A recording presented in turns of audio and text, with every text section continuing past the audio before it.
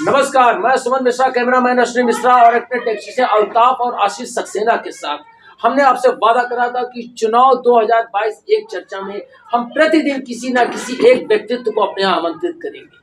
आज की हमारी कड़ी में हमारे साथ मौजूद हैं साहित्यकार और एस्ट्रोलॉजर रत्नाकर शुक्ला जी। डॉक्टर साहब, आपका हमारे चैनल में स्वागत है। जी, आप लोगों से सबसे पहले मेरा परिचय है। जब मैं गाड़ी में बैठता हूँ तो यूपी 78 मुझे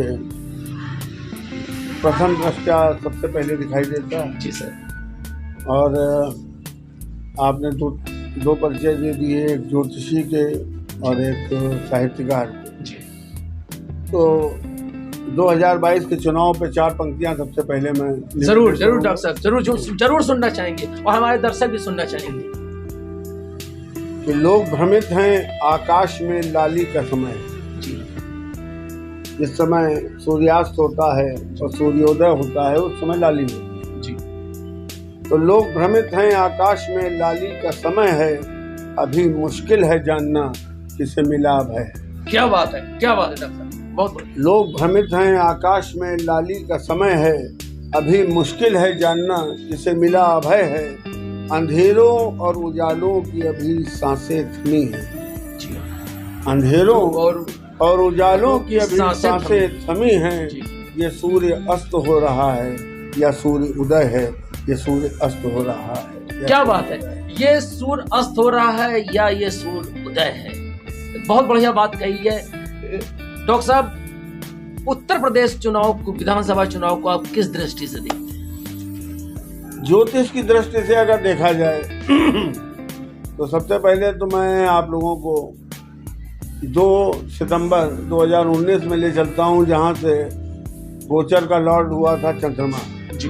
जब चंद्रमा लॉर्ड हुआ तो मोदी जी की पहली एक तारीख है जो मुझे नहीं समझ में आई ज्योतिष में, जो उन्होंने कैसे रखी। जी। क्योंकि 2 सितंबर 2019 में चंद्रमा ब्रह्मांड का राजा बन रहा है। जी। उसी दिन उन्होंने चंद्रयान 2 भेज दिया। जी हाँ। अब वो चंद्रयान तो चंद्रमा की कक्षा में जाके विलीन हो ही गया। जी। लेकिन उसके बाद शाहीन बाग और किसान आंदोलन और कोरोना और चंद्रमा, चूंकि ग्रह ऐसा है जो कि उसके गढ़ होते हैं चमगादड़। जी। निशाचर जितने भी हैं सब चंद्रमा के गढ़। जी। तो कोरोना जो है वो चमगादड़ का ही जीन्स है जो कि पूरे दुनिया को दिक्कत में ले आया। जी। और ये काम होता रहा 14 मई तक। जी। 14 मई को जब सूर्य गोचर में लॉर्ड हुआ, जी, तो उसने सारे अस्पताल खाली कर दिए, कोरोना खत्म करा दिया। जी। जिसको कि श्रेय जो है तमाम लोगों ने लिया कि हमने ठीक किया, लेकिन हकीकत यह है कि वो काम सूर्य ने करा है। क्योंकि सूर्य एक ऐसा ग्रह है जिसको चमगादड़ नंगी आंख से देख ही नहीं सकते। जी हाँ। तो सूर्य के आने के बाद चमगादड़ों को तो विलुप्त होना ही था। और आज भी जो चल रहा है वो कोरोना ना होके बेसिकली एक नज़ला टाइप का है, जो कि लोग जाते हैं 7 दिन में ठीक हो जाता है। बहुत ज्यादा भयभीत होने की जरूरत नहीं, भयभीत होने की जरूरत नहीं। और 31 मार्च तक तो बिल्कुल भयभीत होने की जरूरत नहीं, क्योंकि सूर्य अभी 31 मार्च तक रहेगा। डॉक्टर साहब, उत्तर प्रदेश विधानसभा चुनाव में जो वोटिंग होने वाली है आगामी आने वाले समय में, वो किस आधार पर होगी? विकास के आधार पर होगी, धर्म के आधार पर होगी, कि क्या आधार बनेगा? हमारे यहाँ ये आधार एक्चुअली होते नहीं। जी। जब भी हम लोगों के यहाँ वोटिंग होती है तो उसके आधार जो है ऊपर ही वाला तय करता है, निजाम ऊपर से ही डिसाइड होते हैं। जी हाँ। और उसी निजाम के आधार पे होती है वोटिंग। जी। अब जैसे फरवरी में शुक्र अंतर से पास करेगा। जी हाँ।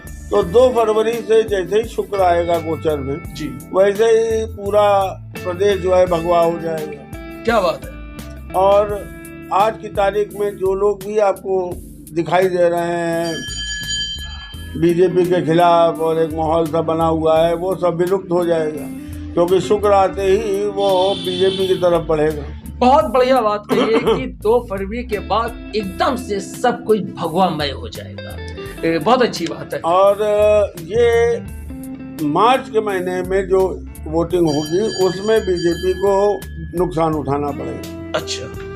लेकिन फरवरी के जितनी भी वोटिंग होगी उसमें बीजेपी प्लस रहेगी, बहुत अच्छे से चुनाव दिखाएगी और बहुत अच्छे उसके रिजल्ट रहेंगे। कानपुर में जो भी आप देख रहे हैं, पिछले काफी वक्त से आप कानपुर को देख रहे हैं, आपने मेयर भी देखा, सांसद भी देखे, विधायक भी देखे, कितना कुछ विकास हुआ है और कितना बदला हुआ स्वरूप है कानपुर? विकास कानपुर में निश्चित रूप से हुआ है। दुर्गा शंकर मिश्रा जो यहाँ मुख्य सचिव हुए हैं, वो मेट्रो लेके आए इसी शहर में, बिल्कुल लाए।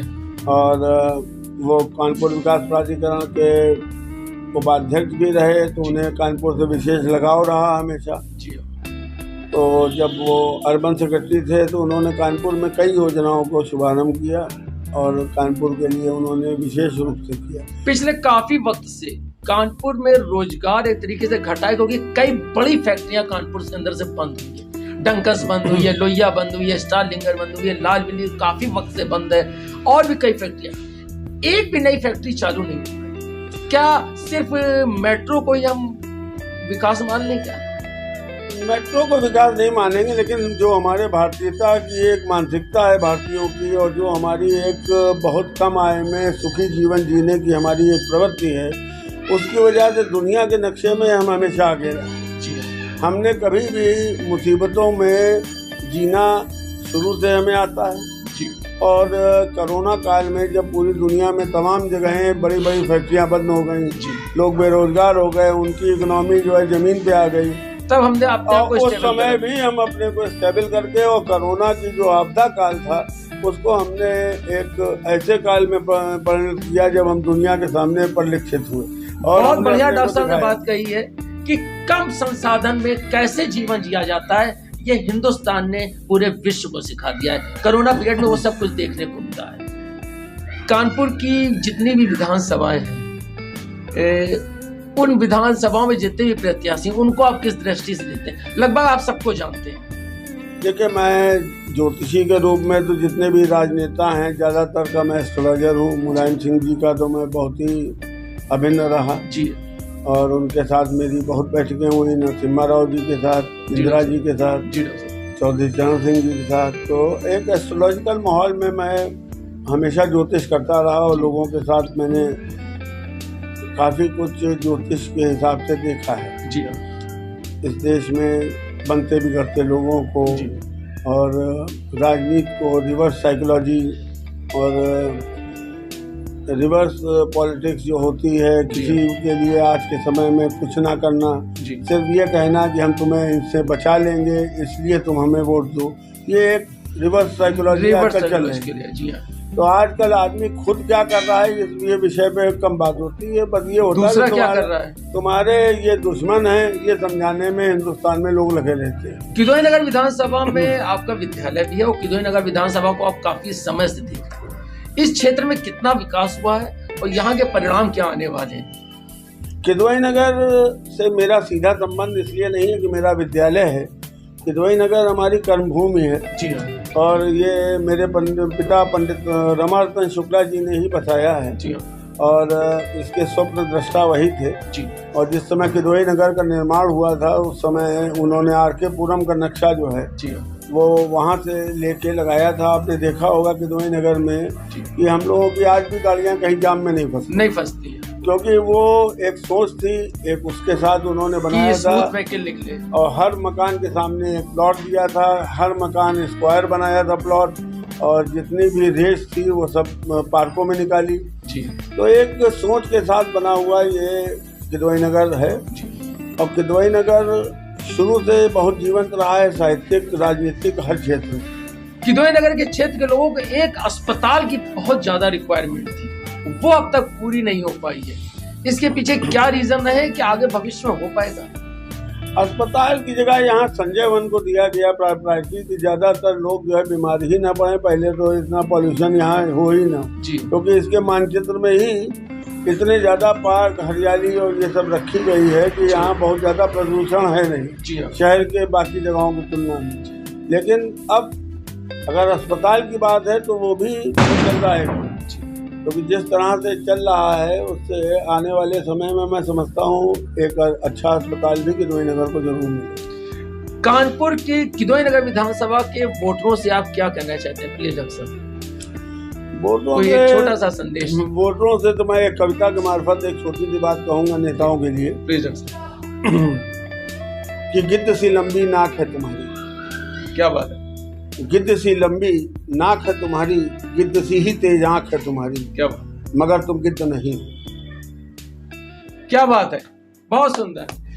गिद्ध सी लंबी नाक है तुम्हारी पर तुम गिद्ध नहीं हो। गिद्ध सी लंबी, मैं नेताओं के लिए कह रहा हूँ कि गिद्ध सी लंबी नाक है तुम्हारी, गिद्ध सी ही तेज आंख है तुम्हारी, मगर तुम गिद्ध नहीं हो। क्योंकि गिद्ध का शासन होता है मृत पर, और तुम्हारा है मृत नहीं मृतप्राय व्यवस्था। क्या बात है, क्या बात है, क्या बात है। गिद्ध का शासन होता है मृत पर, और तुम्हारा है मृत नहीं मृतप्राय व्यवस्था। तुम छोड़ देते हो सूखी हड्डियों से चिपका हुआ कुछ मांस। क्या बात है, क्या बात है डॉक्टर साहब। तुम छोड़ देते हो सूखी हड्डियों से चिपका हुआ कुछ मांस, ताकि पनप सके एक और जिंदा लाश, जिसमें बहती हो बोझिल बंधुआ सांस। यूं दर बदर इंसानियत की लाश तो न ढोते, काश के तुम गिद्ध ही होते।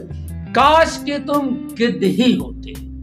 अगर इस पंक्तियों को हमारे नेतागण समझ रहे हैं, सुन रहे हैं, तो समझे इन पंक्तियों का असर क्या है और ये कौन सा दर्द इन्होंने यहाँ पर बयां करा है। हमारे साथ आज मौजूद रहे एस्ट्रोलॉजर और साहित्यकार डॉक्टर रत्नाकर शुक्ला जी।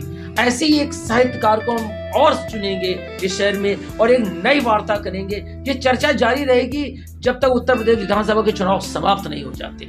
कल हम आपसे फिर मुलाकात करेंगे। देखते रहिए न्यूज़ यू।